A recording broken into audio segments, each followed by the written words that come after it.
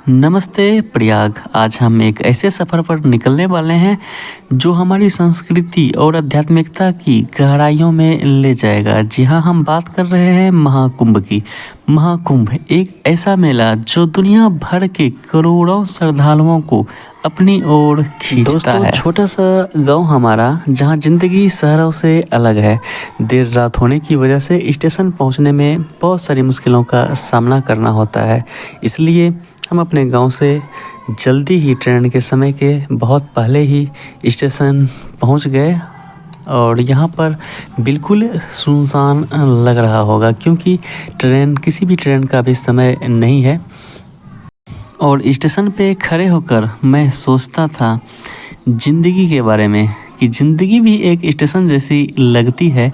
कभी कोई आता है, कभी कोई चला जाता है और कभी सुनसान और वीरान भी होता है।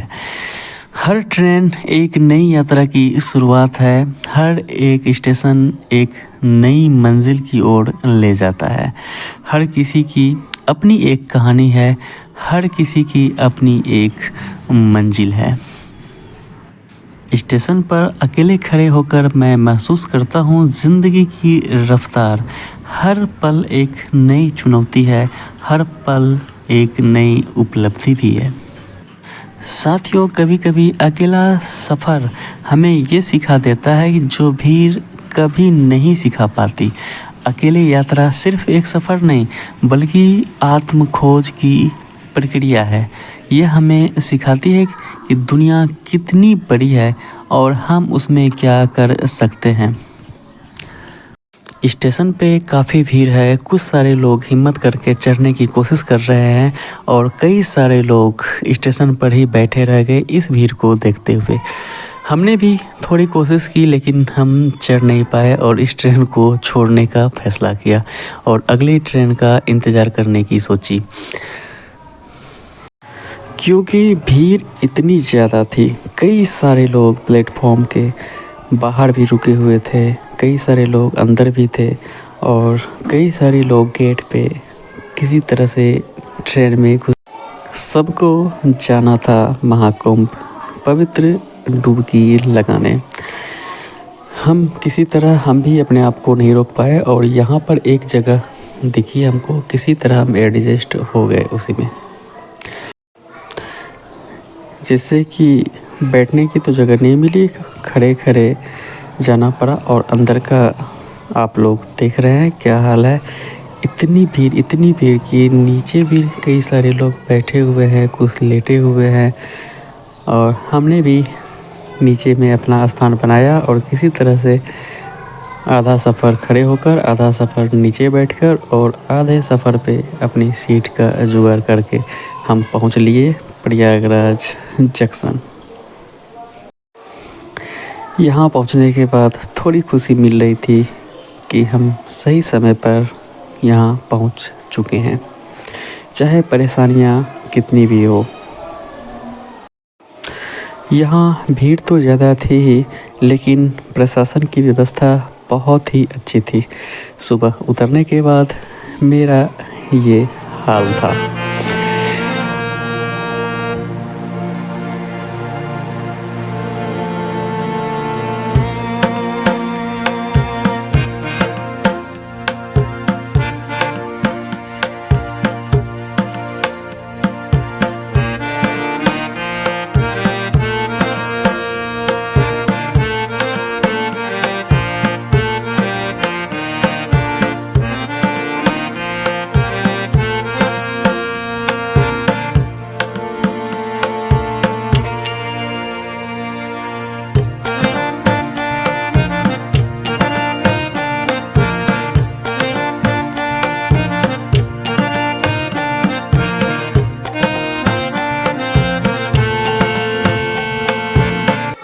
स्टेशन के बाहर निकलने के बाद हमें संगम लिखा ये बोर्ड मिला, ताकि हम सभी लोग इस रास्ते पर चल सकें।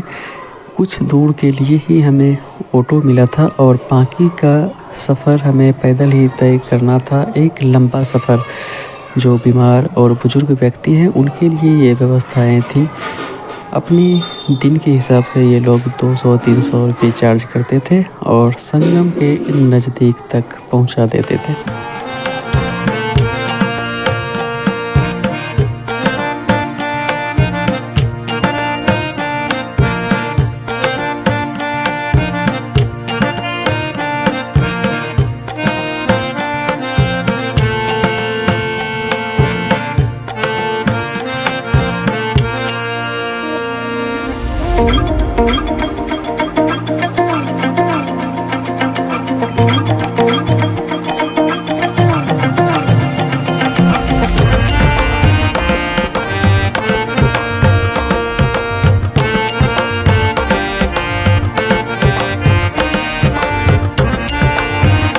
जितने नज़दीक हम लोग पहुँचते जाते थे उतनी ही ज़्यादा भीड़ हमें मिलती जाती थी, लेकिन इतने सारे लोगों में अनुशासित होकर चलना ये हमारा धर्म हमें सिखाता है और मज़ा भी आता था।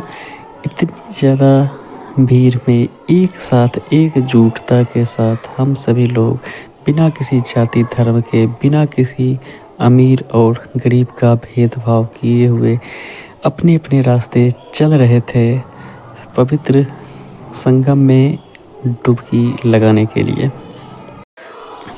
पहला द्वार दिखने के बाद अलग ही खुशी महसूस हुई और हमको लगा कि अब हम पहुंच चुके हैं।